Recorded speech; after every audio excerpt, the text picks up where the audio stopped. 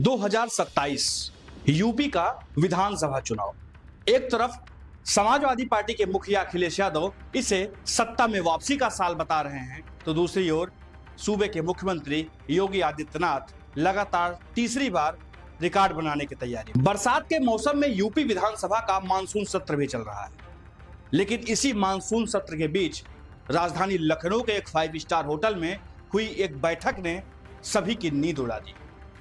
और तो और अखिलेश यादव और योगी आदित्यनाथ द्वारा बनाए जा रहे सियासी समीकरण को तो जरूर बिगाड़ दिया है। राजधानी लखनऊ के 5 स्टार होटल में हुआ एक जमावड़ा नए सियासी आयाम गढ़ गया। यूपी के 49 ठाकुर विधायकों में से 40 ठाकुर विधायक एक साथ एक जगह एक छत के नीचे इकट्ठा हुए और नए सियासी समीकरण बनाए गए। हालांकि कुछ लोगों का यह भी कहना है कि ये एक औपचारिक बैठक थी, लेकिन इस बैठक में सारे ठाकुर विधायकों का एक साथ होना जरूर किसी न किसी नए राजनीतिक खिचड़ी की ओर इशारा कर रहा है, जो अभी पकाई जा रही है। बैठक में सत्ता पक्ष के तो ठाकुर नेता पहुंचे ही थे, विपक्ष के भी ठाकुर नेता थे।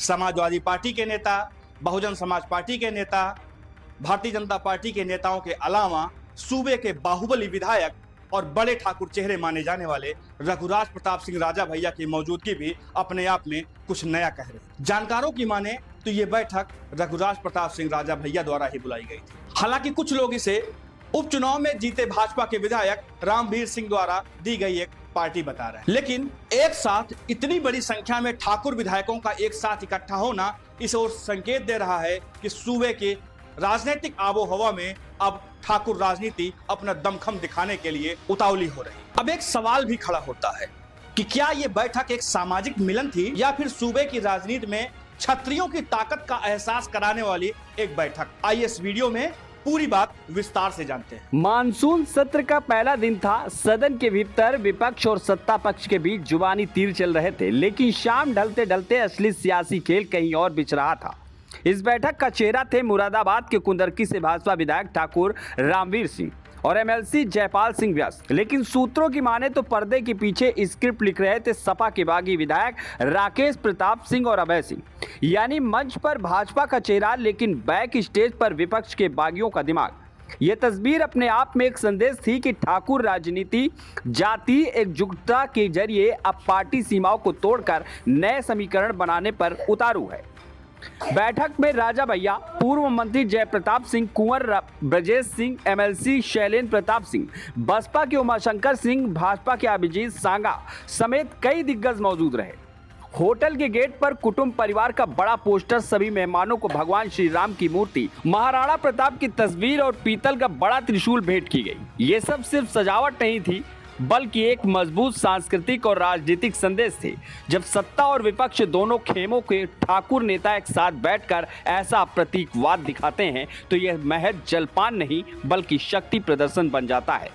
आयोजकों का कहना था कि यह बस रामवीर सिंह की जीत का जश्न या उनकी पोती का जन्मदिन था, लेकिन राजनीति में वक्त और जगह का चयन ही कहानी का असली किरदार होता है। एक ओर विधानसभा का मानसून सत्र चल रहा है, तो दूसरी ओर सूबे में दो चर्चाएं काफी हवा में। पहला, भारतीय जनता पार्टी का प्रदेश अध्यक्ष कौन होगा, और दूसरा, मंत्रिमंडल के विस्तार में अब नए चेहरे कौन से होंगे। ऐसे में राजधानी के 5 सितारा होटल में एक साथ इतनी बड़ी संख्या में ठाकुर विधायकों और एमएलसी का जुटना इस बात की ओर इशारा करता है कि जरूर अब ठाकुर विधायक अपनी ताकत का एहसास कराने के लिए आगे आ रहे हैं। ठाकुर नेताओं की ये जुटान लखनऊ से लेकर दिल्ली तक एक संदेश भेजने की ओर भी इशारा कर रही है कि आज भी उत्तर प्रदेश की राजनीति में ठाकुर नेताओं का योगदान क्या है। उनको नजरअंदाज करना सियासी समीकरण बिगाड़ने जैसा। 2024 के लोकसभा चुनाव में राजा भैया और धनंजय सिंह को नजरअंदाज करके भाजपा इसका अंजाम भुगत चुकी है। भाजपा के लिए यह बैठक इसलिए भी अहम है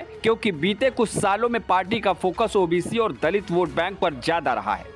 ठाकुर नेताओं के बीच ये धारणा बनी कि सत्ता में उनकी पकड़ ढीली हो रही है। 2024 में लोकसभा चुनाव में टिकट बंटवारे से जो नाराजगी पश्चिमी यूपी में शुरू हुई थी, अब वह पूरे प्रदेश में संदेश बन चुकी है। गाजियाबाद में जनरल वीके सिंह का टिकट काटना, पूर्व मुख्य सचिव मनोज सिंह को सेवा विस्तार न मिलना, ये घटनाएं ठाकुर नेताओं के बीच असंतोष और गहरा कर गई।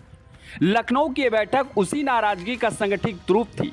इतिहास बताता है कि यूपी की सत्ता में ठाकुर नेतृत्व हमेशा रहा है। चाहे वह कांग्रेस के वीर बहादुर सिंह का दौर हो या फिर कल्याण सिंह का, ठाकुर ब्राह्मण समीकरण, चाहे मुलायम सिंह की पावर पॉलिटिक्स हो या मायावती की सोशल इंजीनियरिंग या फिर अब सीएम योगी का राज, सभी के कार्यकाल में ठाकुर नेताओं ने अहम किरदार निभाया। लेकिन इतिहास का एक और भी सच है कि जब ठाकुर राजनीति एकजुट होकर मैदान में उतरती है तो सत्ता का संतुलन हिल जाता है। ऐसे में अगर ठाकुर लॉबी संगठित होकर 2027 में चुनाव में एक दिशा में वोट करती है तो अखिलेश यादव के लिए यह विपक्षी एकजुटता का हथियार बन सकता है और योगी आदित्यनाथ के लिए अपने ही घर में संतुलन साधने की चुनौती।